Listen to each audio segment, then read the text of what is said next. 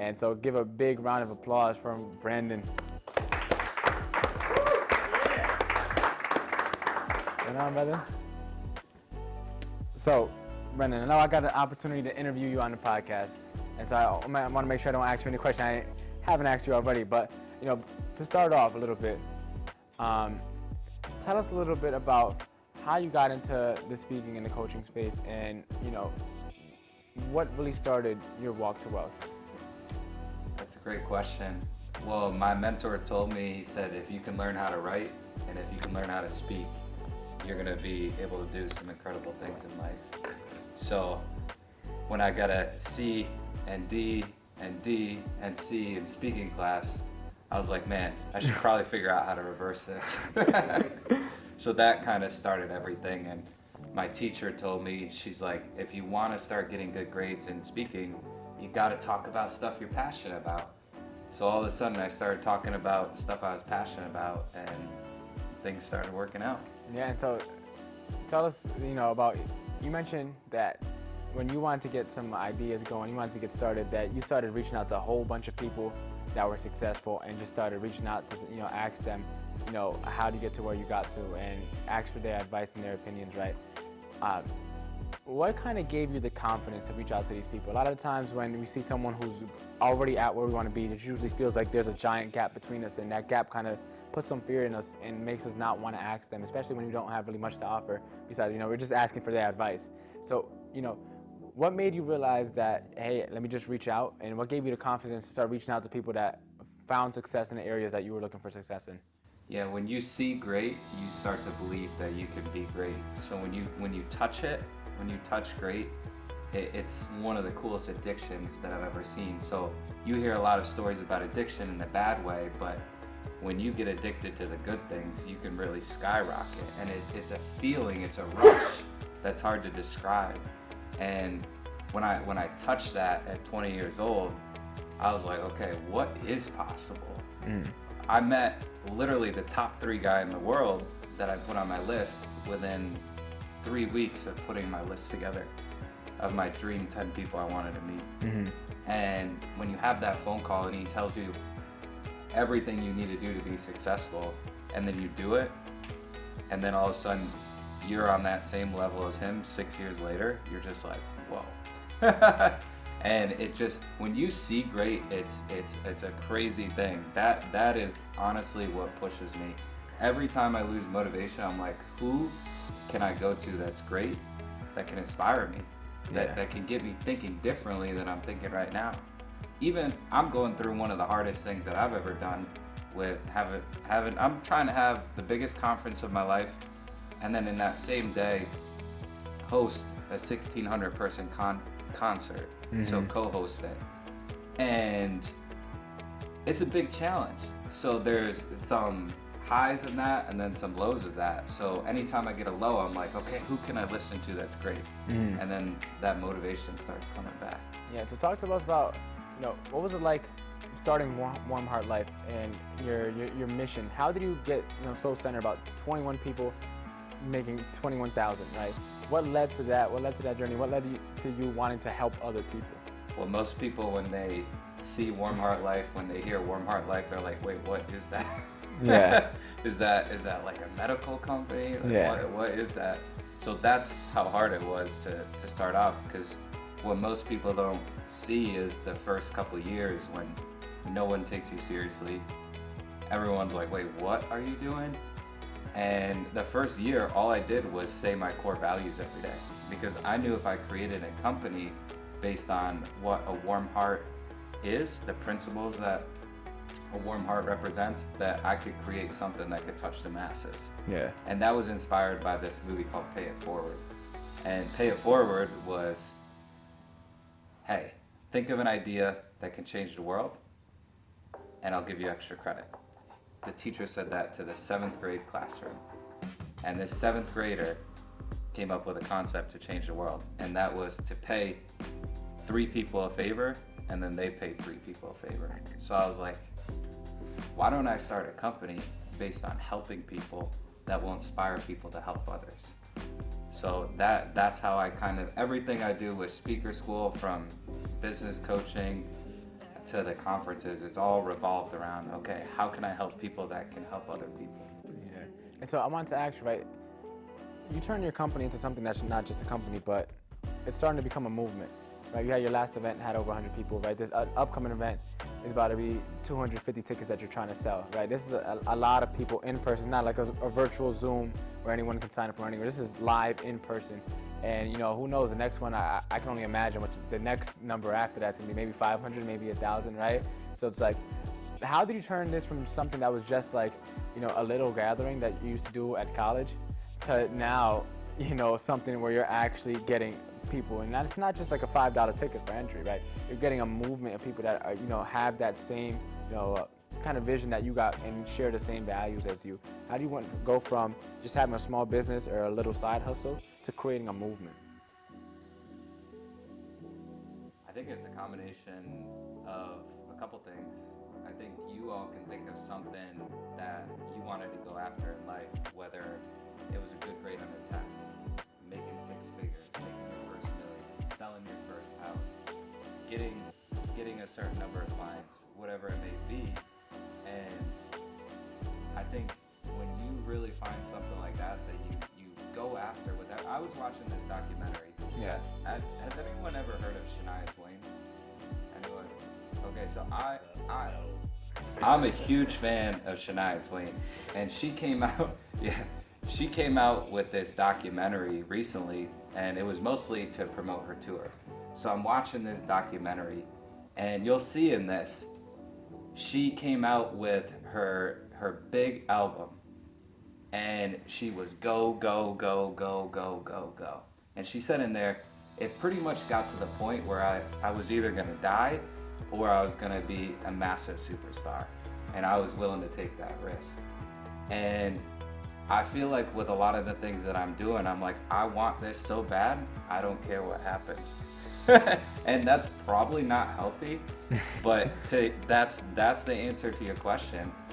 I'm just willing to do a lot of stuff that people aren't willing to do. And I think it's because I really take a lot of time to think about what is it that I truly want. Like what Rob was saying, like what is it that like you truly want? And if you go after that, if you know why you're doing that, I think you can really do some incredible things.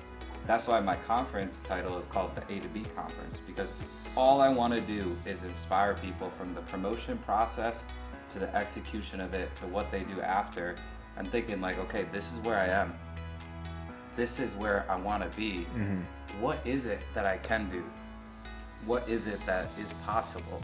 What is it that will make an impact? What is it that when I get to the end of my life, I won't have regret because I went after something special? Yeah. And I think that's a big reason why we've been able to have this success with the speaker schools, with the conferences, with taking someone from their college dorm room to doing over $300,000 a month, like in less than 2 years. I think that's why that's possible, is because of the passion and just saying like, okay, I'm gonna fully commit to this. Mm-hmm. So I wanted to ask you, you mentioned a lot so far about, you know, having people and knowing where you want to go, and a lot of times, you know, as it's kind of been mentioned throughout this, all these interviews, like usually you need to have someone that you look up to. Who would you say played the biggest influence in helping you get to where you want to get, where you are now actually, and where you're going? I think it was a combination of people. I did really bad on my first internship. I got a D, so basically they gave me good enough to pass. They were like, yeah, you showed up every day. And I was frustrated because I would show up and I didn't grow up in a country club culture. So when I went to go work at a country club, I was supposed to know how to dress, how to look, how to press your clothes, how to talk to people, how to pick up the phone. I didn't know how to do any of this stuff, and I was just supposed to know without any training. And so I didn't meet their expectations, but it wasn't because it wasn't inside of me. It was because I didn't have a mentor that was willing to teach me these things. And that next summer I said, no one's gonna work harder than me at my internship. And it was like a God just came down and just sat next to me, who had a second life. This guy had a heart attack and he had just got back up on his feet and started working again when I started interning there.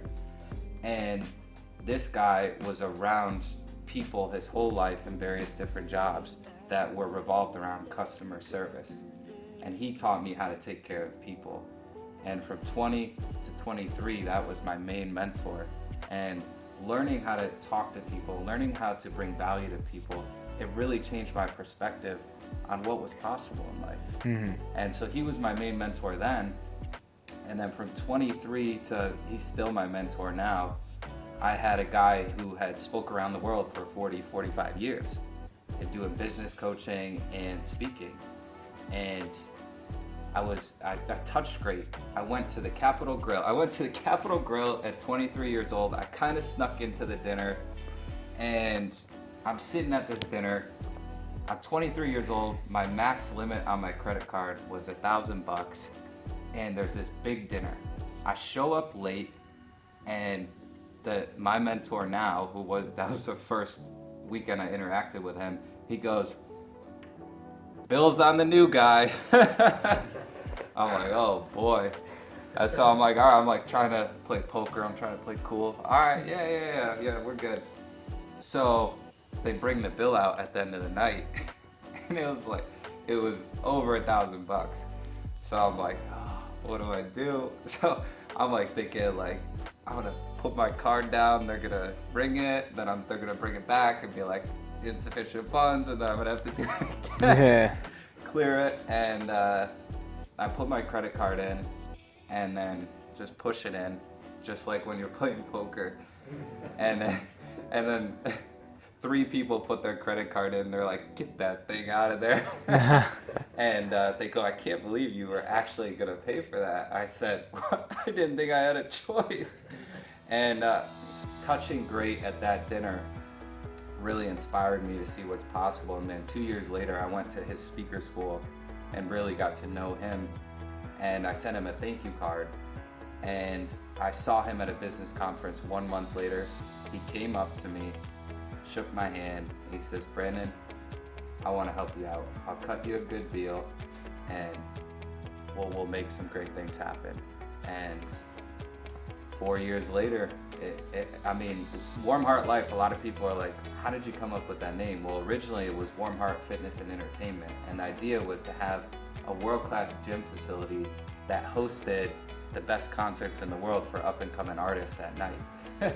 So it was a combination of 2 things, but 2 of my passions, which was health and wellness, and then growing together with people. Like I've low-key been in the music industry for a while, and I'm like, my mentor's name is Tom. I'm like, "Tom, this isn't working. Like, trying to do the 2 different companies is not working. People don't get it. They don't understand the name." I said, "I gotta change it, and I gotta separate the 2 companies." So I separate the 2 companies, and I'm trying to figure out what to call it. I'm like, what do you call a personal development company? I'm like, I need the Warm Heart in there, but what, like Warm Heart what? Yeah. So we're just sitting like this, drinking some wine until 2 a.m, just spitting off names. And then he goes, "Life." I go, "Yeah." So that's how Warm Heart Life separated from Warm Heart Fitness and Entertainment was through just a conversation at a table drinking wine at 2 a.m. in the morning. And I could think of so many times in my life where, I remember when the pandemic hit, he was the first one I called, and I was stressed out. The business cut in half, no one knew what was gonna happen. And he goes, "Man, how are you gonna pick up girls at the bar now?" And he cracked a joke, and it totally loosened up my mood, and it started getting me in that shift of like, what can I do? And he goes, "Brandon, I don't care what you do. I don't know what's gonna go on right now, but there's one thing that you have to do, and that is you gotta be there for your people." And that is why the last 3 years, when a lot of people were frustrated, unsure of what's going on, I was like, what can I do to be there for people?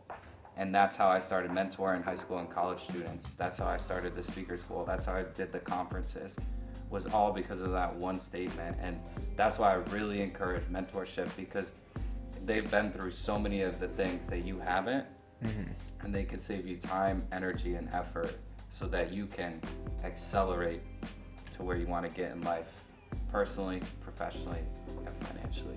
Amazing. So I guess, I mean, that kind of answers my next question, but for anyone that wanted to start their walk to wealth, what's that first step? What would you say the first step is? Make that decision. Make that decision. What would you say? You gotta be a desire to do something better for you. There you go. I think identity, you know, you gotta know who you are, like we had said before, like what are your strengths? You gotta sort of go after what you're passionate about, otherwise you're spinning wheels. I think that's what it starts with. All of that. It starts with voicing it out. It's like, hey, how do I get wealthy? How do I go up to someone I want to meet? How do I get a job? See, a lot of people don't get what they want because they don't voice it out. A lot of people aren't wealthy because they don't voice out, I want to be wealthy. Because if you said that every day, you're going to start attracting people into your life that are going to help you be wealthy. So it starts with that. It starts with voicing it out. I want to make money. I don't know why people are so afraid of that. Like, if you can make money, you can make more of an impact. So voice it out. If you make more money, you're probably helping more people as long as it's legal and ethical. Yeah, big disclosure. So the first step is just literally just voicing it out. Yeah.